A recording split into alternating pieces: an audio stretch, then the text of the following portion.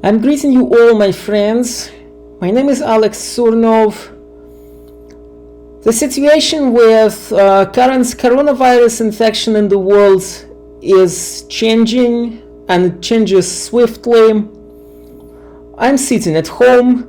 I have a bottle of tea in one my hand, and I have a mouse to look in my sketches on another video in the other my hand. And since I have a little bit of free time, I decided to introduce this little upgrade to the first video on coronavirus infection that I issued a week ago. Today is March 22nd of the year 2020, and let me expand a little bit what I already told you a week ago about SARS-CoV-2 virus and the disease that it causes, namely the COVID-19 coronavirus infection of 2019. First of all, of course, I need to introduce my general disclaimer, the thing that I say all the time, that I am not a physician and not a medical worker. I am a biologist. I have a PhD degree in immunology, and this is why everything I say cannot be perceived as an advice of a doctor. If you have health issues, please consult with your healthcare provider. However, as a person who has experience in looking for medical and biological peer-reviewed data and science information, I think I can I can share some information with you, and this may be helpful to at least some of you. And also, I hope my current presentation will be interesting and not boring. On this, I am switching off the video and proceeding talking only with the presentation slides. Enjoy, please. So, here it is. We are talking today about coronavirus SARS-CoV-2 infection and the disease that it causes, and this is the second part of my presentations. This is the second video I'm issuing. So let's start with going back a little bit and expanding what we discussed about the contagiousness of the virus during our first meeting.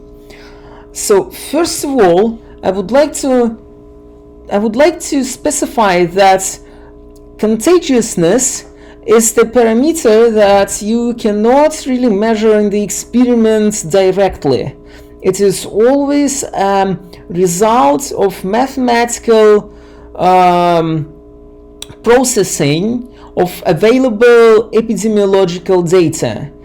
And namely, in most of the cases, in a standard way, contagiousness is measured by the number named R0, and this is the number of healthy people in average who are infected from one sick person during the disease course of that sick person.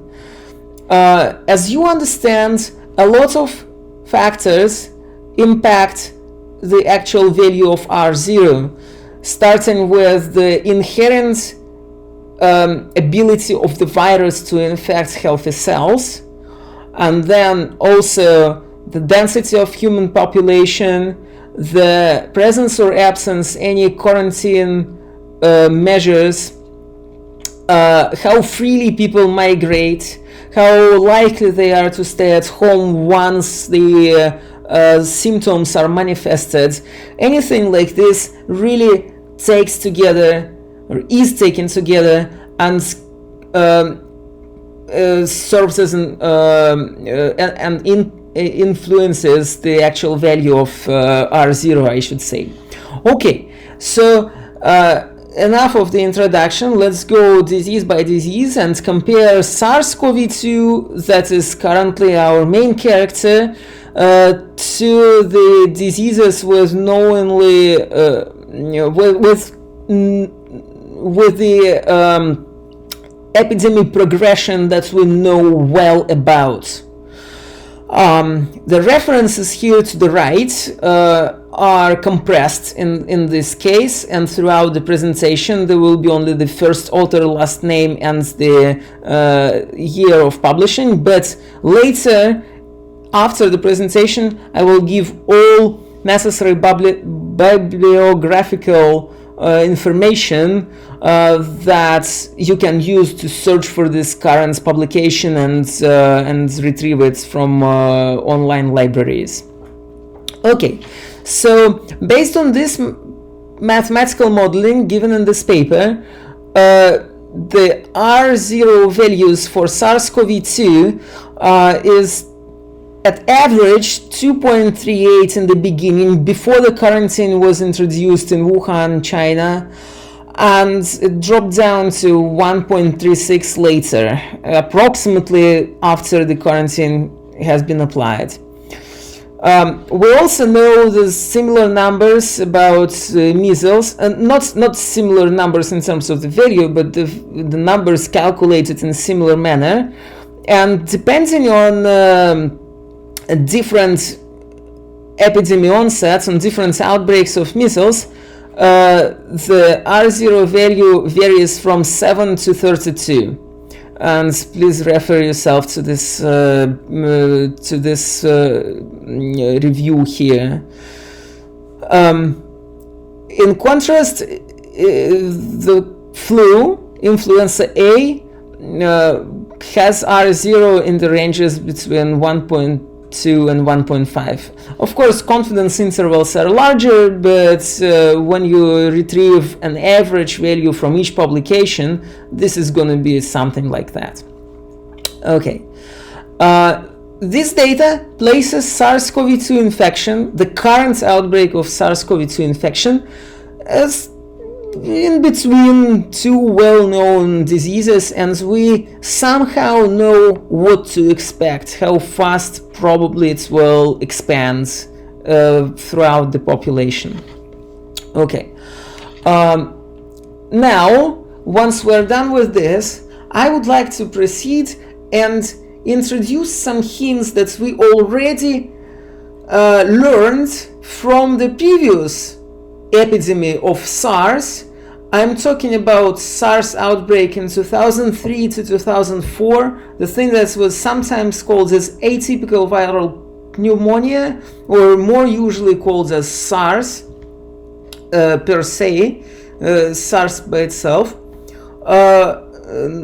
So what do we know about this? Well, first of all, let's recall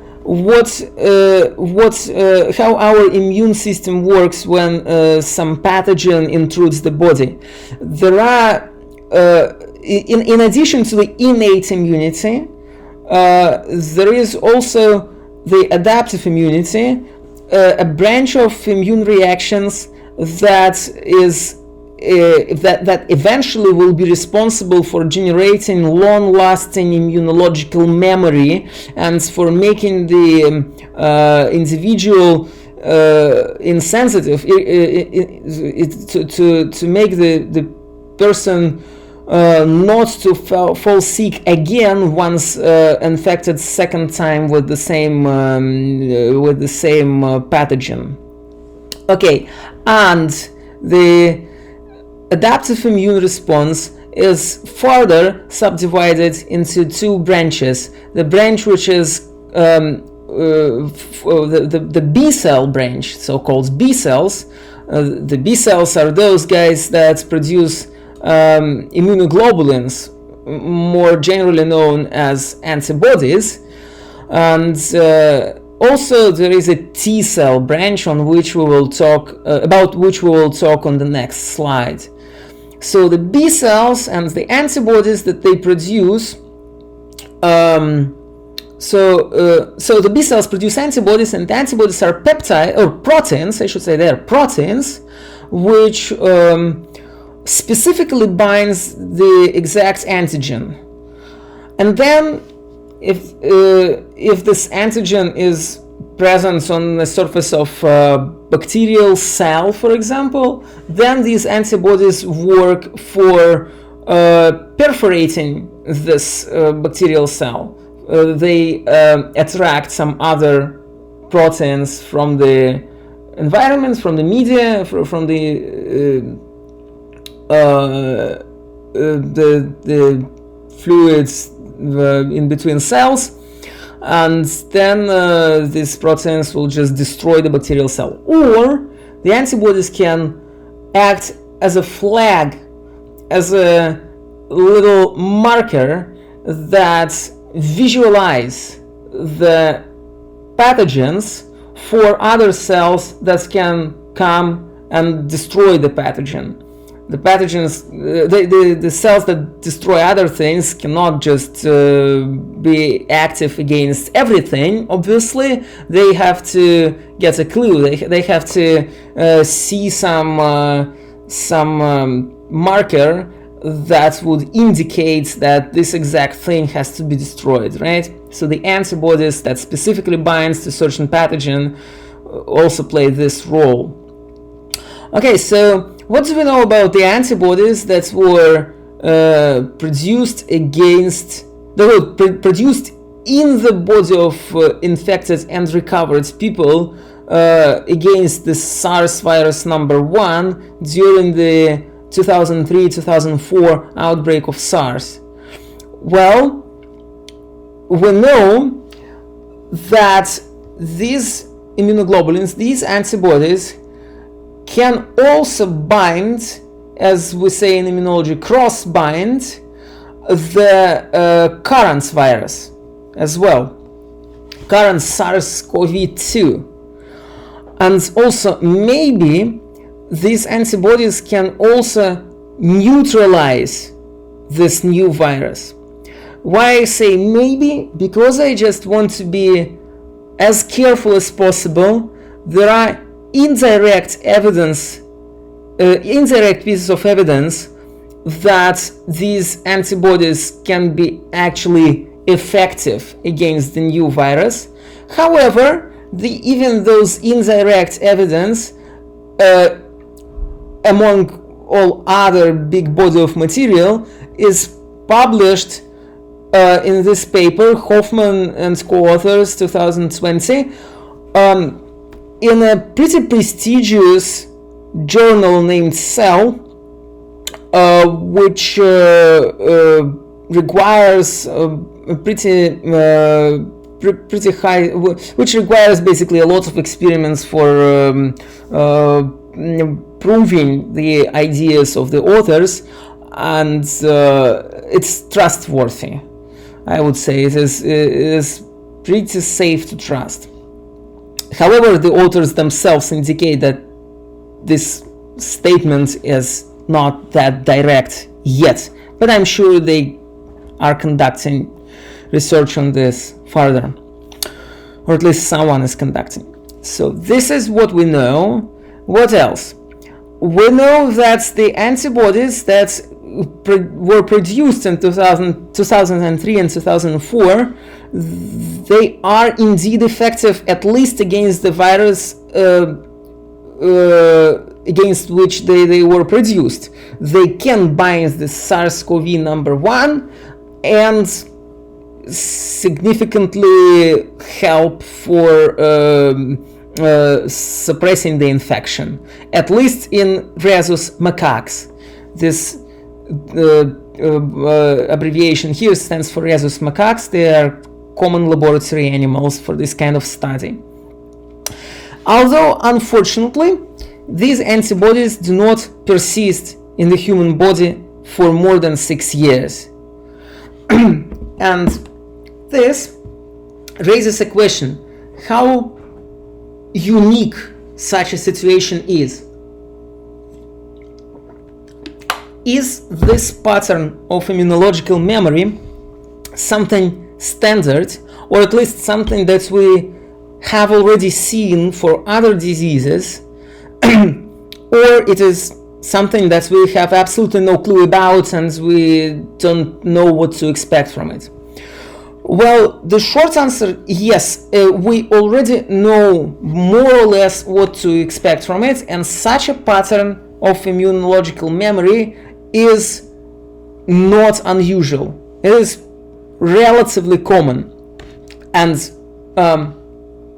further, well, you know what? Let me quickly tell about T-cell response first, and hold your memory on this, and I will return to comparison to other viruses later, like just one slide later. So before talking about other viruses, let's go through T cells, how T cells persist and remain in the infected and recovered body, recovered organism.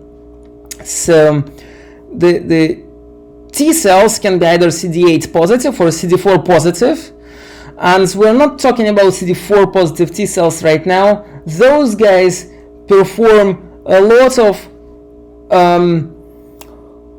essential functions for helping other immune cells, for detecting the antigen, and for guiding the immune response in a particular direction, depending on the physiological circumstances.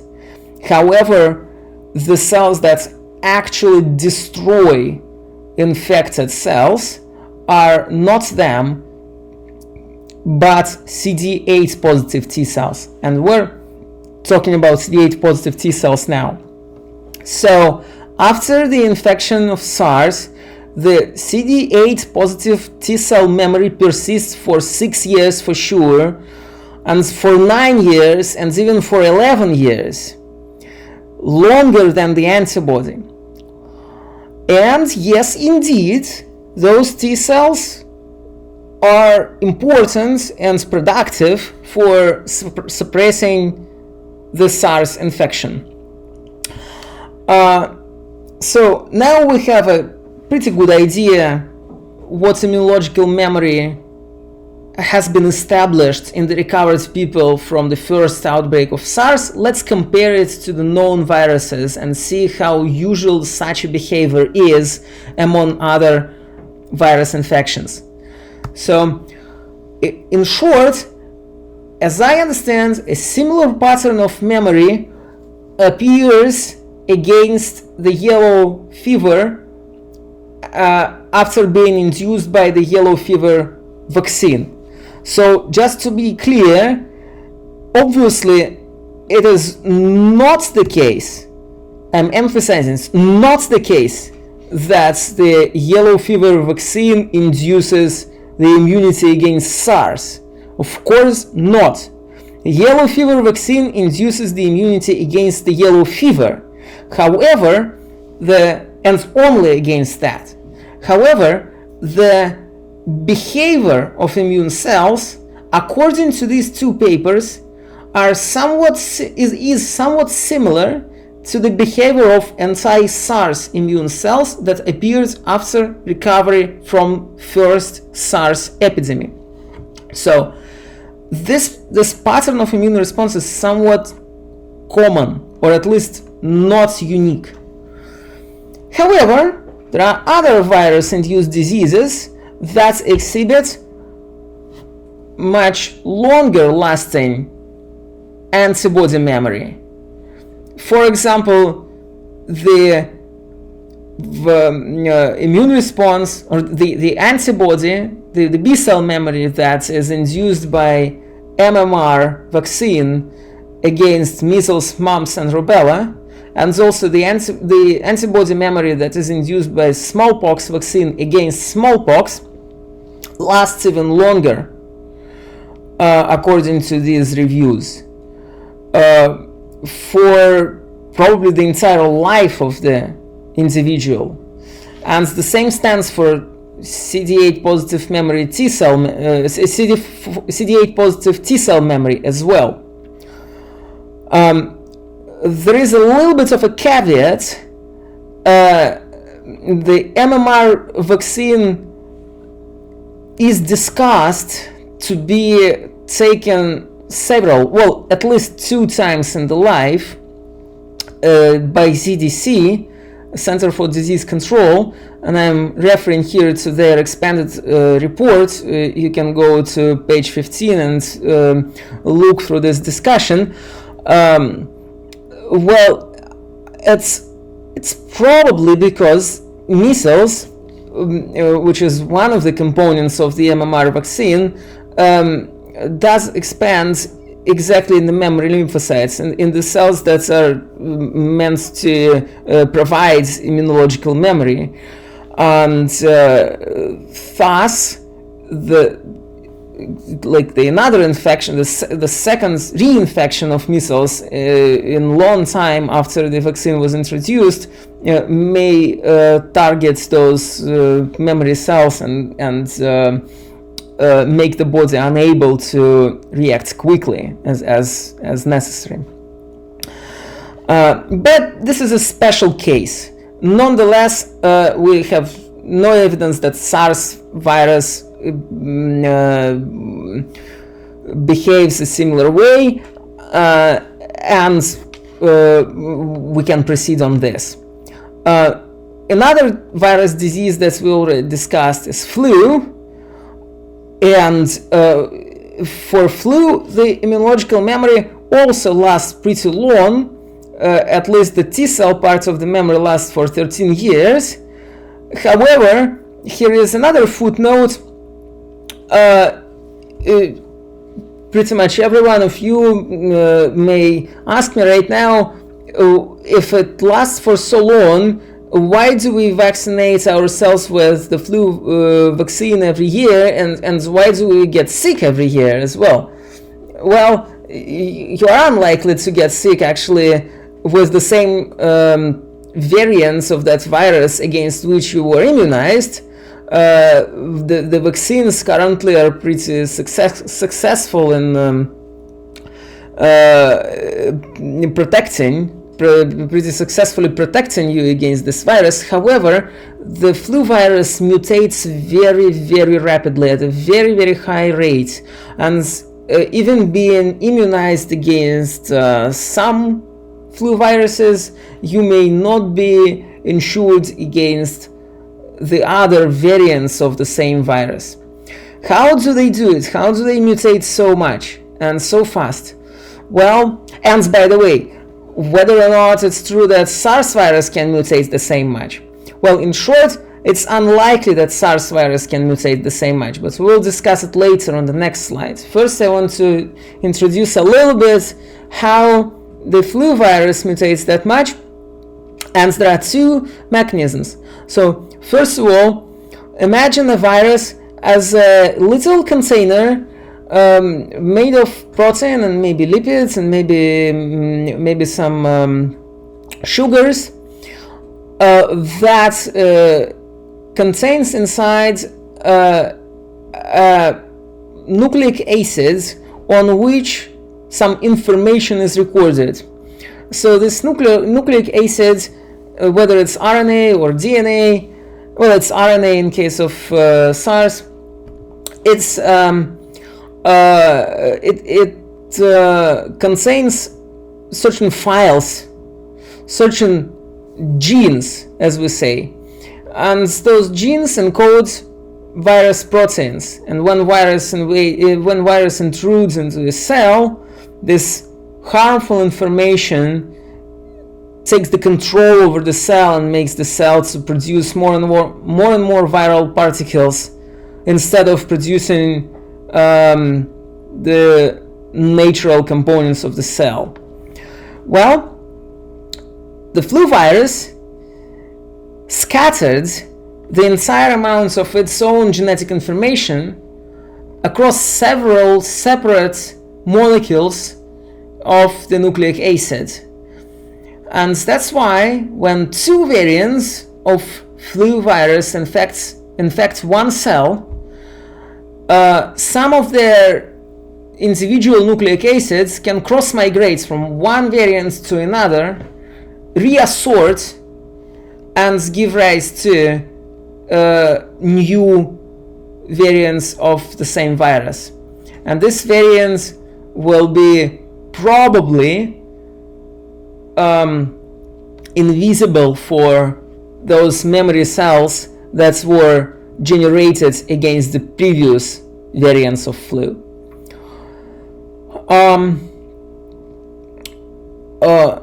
Another way how viruses are variable and how they gain modifications in their genome is just by mutation. Viruses do not have such a sophisticated system of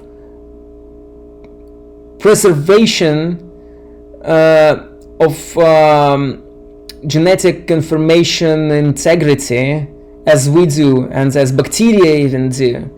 Viruses read and write their genetic information in a sort of relatively uncareful way, and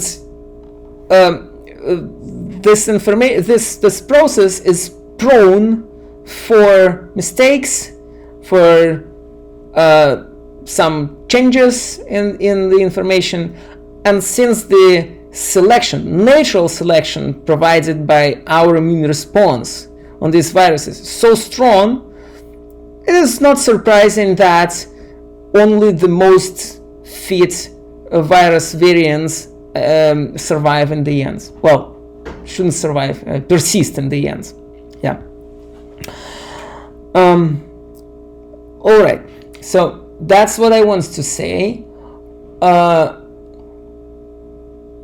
We just compared SARS virus with other viruses that we know what to expect from, but let's compare SARS virus to other coronaviruses that exist in the human population for a long time, were not just recently introduced like SARS or like MERS, and on which the immune response is surprisingly low, and the symptoms are also surprisingly low.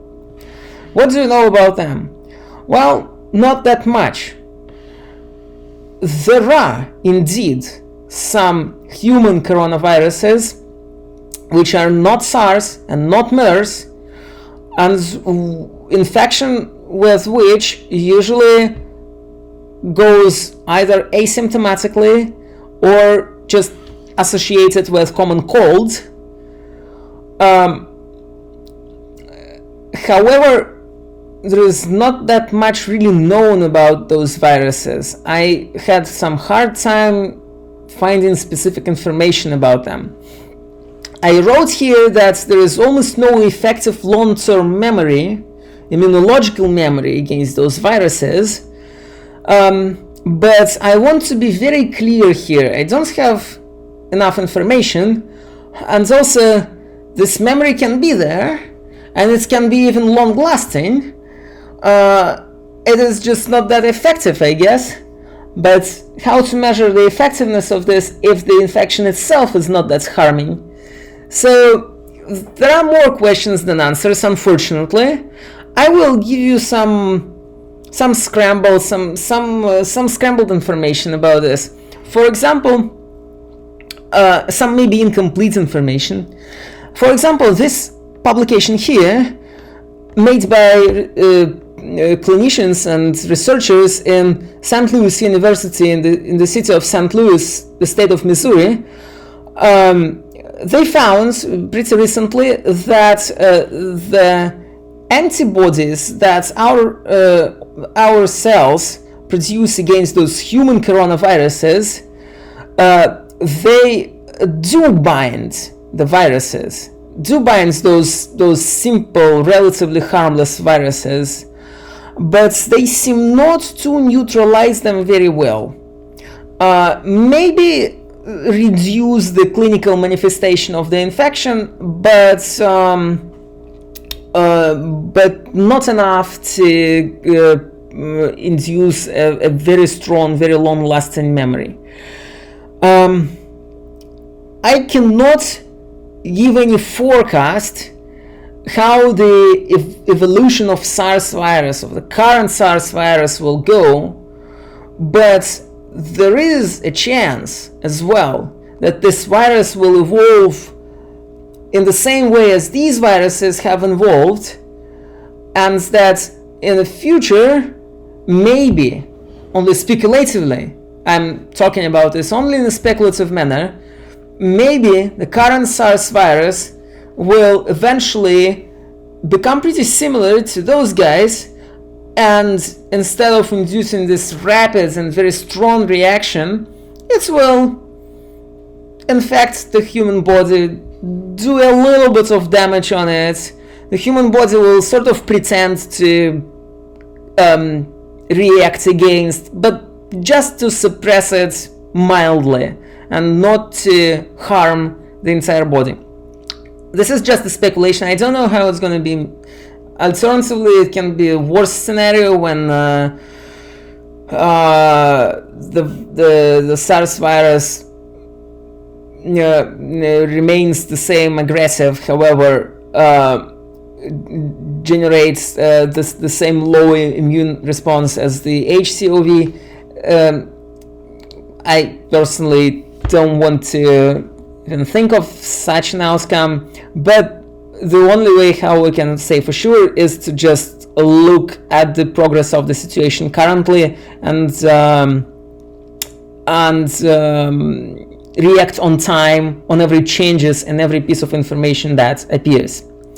The good news about SARS-CoV and SARS-CoV-2 is that they cannot, they physically don't have the capacity to reassort like the flu virus.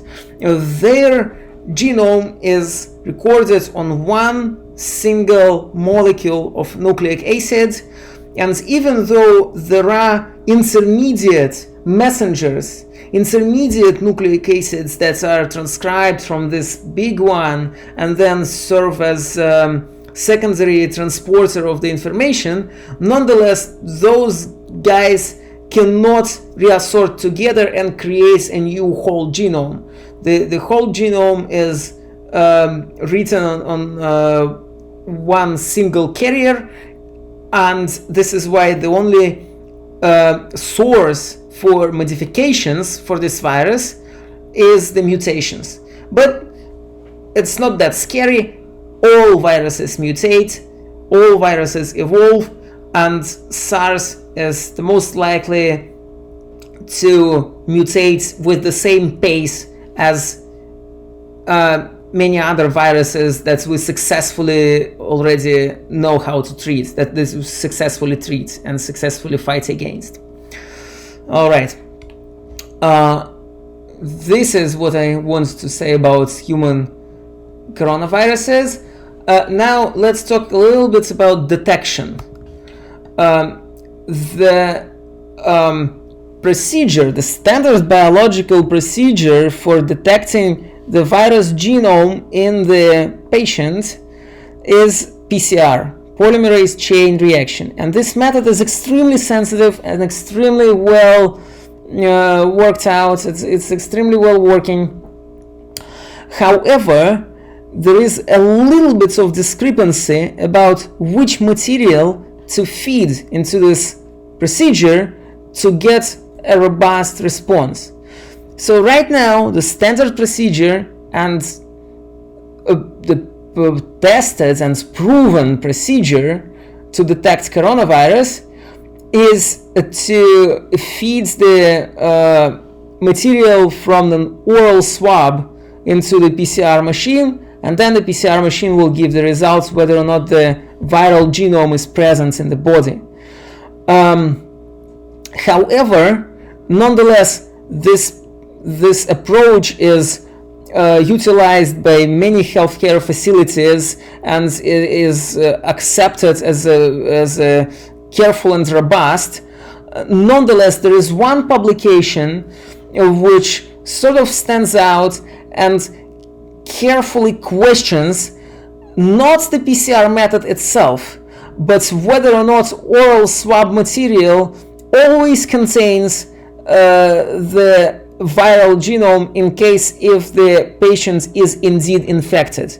And their answer is no. In some cases, even the infected person may not have the viral material in the may not have the viral genome in the oral swab material, and then the sample should be obtained by some other procedure, for example from blood or from from anal swabs.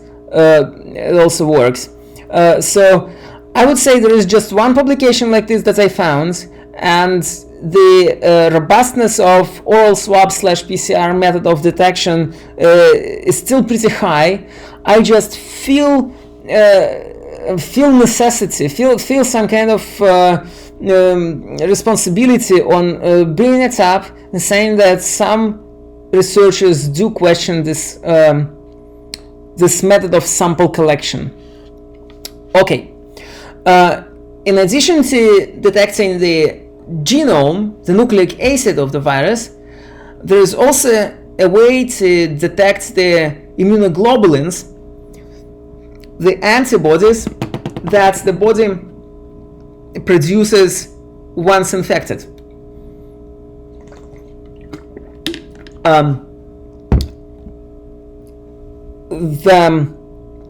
The acute phase of the infection is accompanied by the positive outcome of both tests.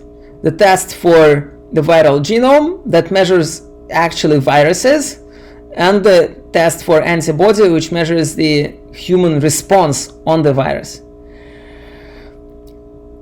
If the immunoglobulin test is negative, but the PCR test is positive, then the virus is there, but whatever human body is just not responding. Maybe the virus infection has not yet grown that much, or maybe the reaction is going asymptomatic and not harming the body much enough. Who knows? However, if a patient is positive for the viral genome test, for PCR test, it's already a reason to worry quite much, and it's the reason to search for necessary medical help immediately, because who knows how this infection may progress in a few hours or in a few days. And remember, in this case, you are a potential you potentially, or you most likely are able to infect other uninfected people if go out somewhere. Now, an interesting question is how to interpret the results if the test for the antibody is positive but the PCR test is negative. So there is no viruses in the body, however there is the antibody. There is the evidence of the human response on the virus infection. Well, carefully I can speculate that in this case the person is likely to be already recovered, that the infection went well, the virus is cleared from the body, but the antibodies still remain. Why do I say it carefully, and why do I have this little question mark here over the sign of implication? Well, because it does not necessarily follow from this publication here. This publication studies the SARS #1 infection of 2003-2004, and they are studying persistence of the antibodies 5 months after the infection onset. And I presume those patients were already healthy by that point, but I couldn't really say it from the paper. It was a little bit confusing. So I speculate, I think I understand what I mean, but if you have some other ideas, or if I'm wrong, don't hesitate to correct me, and please go to this paper once again, and maybe to other papers. If you're an expert in virology, you're pretty welcome to comment on what I'm saying here. All right, yeah, this is what I want to say. Now, another interesting thing Another interesting piece of information that I want to share is how persistent or how fragile this new virus is in contact with different materials. So these German authors here summarized publicly available information about how long the virus can stay stable on surfaces like we all contact with in our normal life. And well, the bad news is that it is pretty stable on metal, wood, glass, plastic, rubber, whatever. For 4 to 5 days, it preserves the ability to infect a person when, if this person acquires this virus somehow, if the virus goes through open mucosal surfaces of the human body. And nonetheless, as all other viruses, in contrast with bacteria, animals, plants, and fungi, all other viruses and SARS-2 cannot proliferate on surfaces. In order to proliferate, the viruses obligatory need to be inside a cell, with no exception. Okay, so it can just sit there as a little crystal of nucleic acid, protein, lipids, and whatever, but stay infectious. It does not grow. There is also some data that this virus is stable on a medical disposable gown for 2 days. You're welcome to go in this paper and see where from they took this information. I personally cannot imagine a situation when a disposable gown just hangs around for 2 days. Usually you put it on, you take it off in a couple hours and you just destroy it. That's why it's disposable. But well, I had to put this row here because it's written in the paper. But the good news are that the virus is pretty sensitive to commonly used disinfecting reagents. Ethanol destroys it within 30 seconds. A well-prepared bleach destroys it in 30 seconds. By the way, use the directions on the bleach bottle how to dilute it, because the concentrated one sometimes is not as potent in disinfecting as the diluted one. The formaldehyde destroys it in 2 minutes. The iodine-based disinfectant also is quite potent against this virus. So if you just utilize common measures of sterility, if you're a little bit careful in keeping your workplace and your home disinfected and clean, then the chance to get this virus obviously drops down pretty well.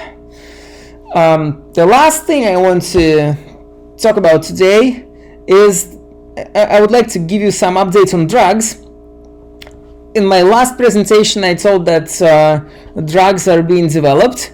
Well, recently this quite nice website named Gen Eng News, meaning the news of genetic engineering, published the list of 60 new potential drugs that are not yet introduced in the common medical practice, but already are at the good stage of development and undergoing tests and studies, and I'm sure some of them will be effective in future.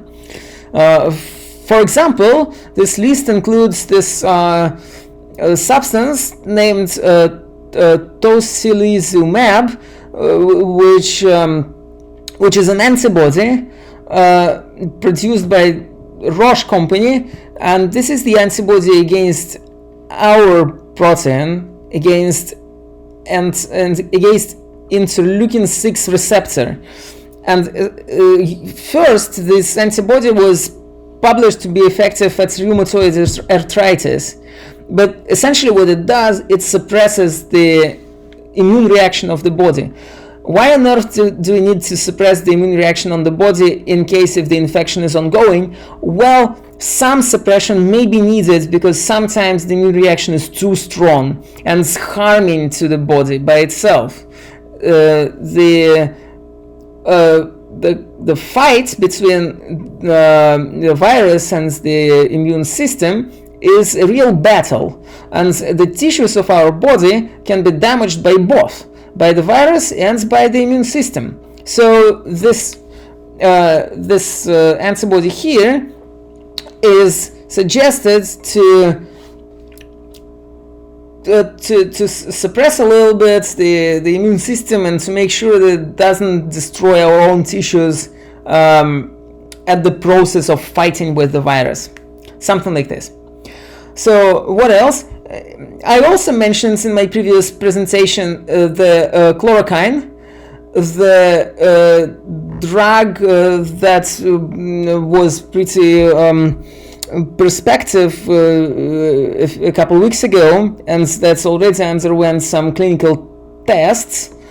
So now the authors published its chemical modification that seems to be the same potent to fight against the virus, at least in the laboratory culture of cells infected with the virus, but seems to be less toxic for the patients. Well, I should say that the toxicity of this modified chloroquine is not really proven in this paper. In fact, they said that in their hands, in the culture, the toxicity of chloroquine and hydroxychloroquine is pretty similar, and even hydroxychloroquine is required in a little bit larger quantity, in a little bit larger amount to reach the same effect as the original chloroquine. So in the laboratory experimental setup, it may be a little bit even more toxic eventually in the integral meaning than the unmodified one. However, the authors refer to another study that was done in the conditions that are more close to the medical practice, in the study made on live animals, and there the toxicity of the modified chloroquine, namely the hydroxychloroquine, is indeed much smaller than the toxicity of the unmodified one.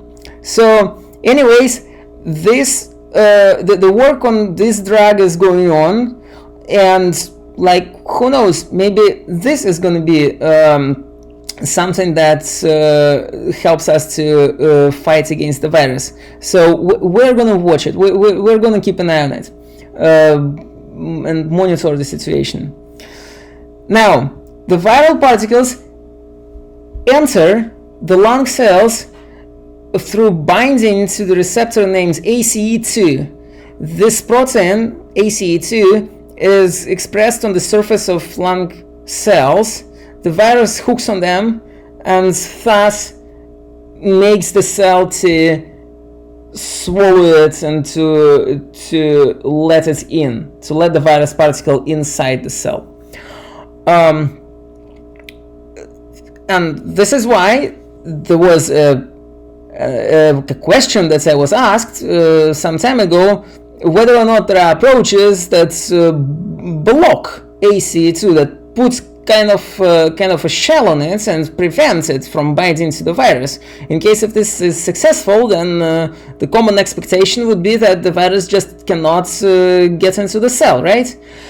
Well, first of all, ACE2, it's not that harmless to block ACE2 from the environment.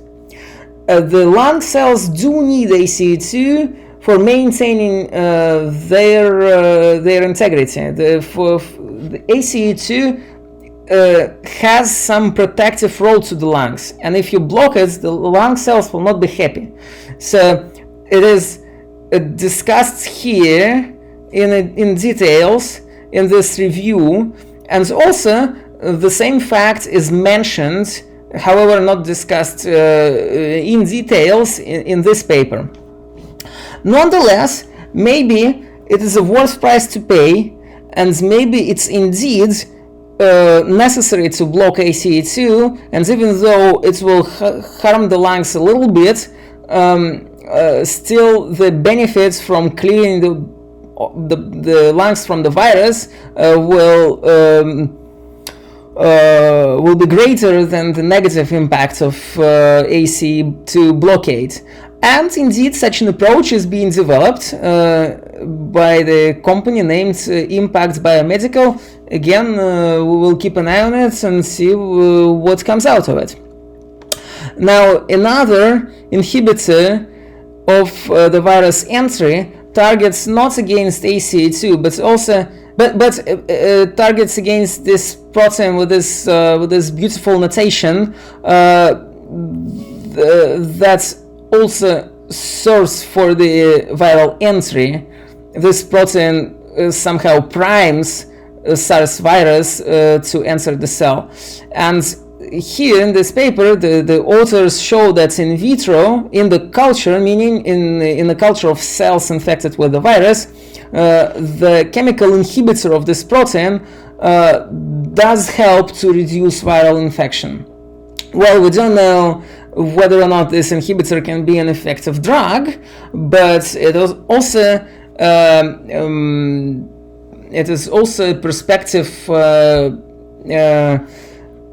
element of the viral entry cascade to look at. It is pretty perspective to monitor how this inhibitor and the entire sequence of chemical reactions is studied, and what people will learn soon from it. All right, so this is probably the all things that I would like to ask and to say today. I beg you to pardon me, and I beg you to excuse some mumbling, because as you see, English is not my native language. Sometimes I speak English better, sometimes worse. Hopefully you understood what I said. Hopefully it was interesting and not boring anyhow. Here I am going to show you the references, the full information about the papers that I cite. You're always welcome to press the pause button and see in details the information about every given paper. On this, I am wishing you all the best. Please stay safe, stay at home unless it's really necessary to go out, stay healthy, and I hope to reach you at some points as well at more optimistic conditions, the more optimistic reason to talk. Goodbye everyone. Thank you for attention.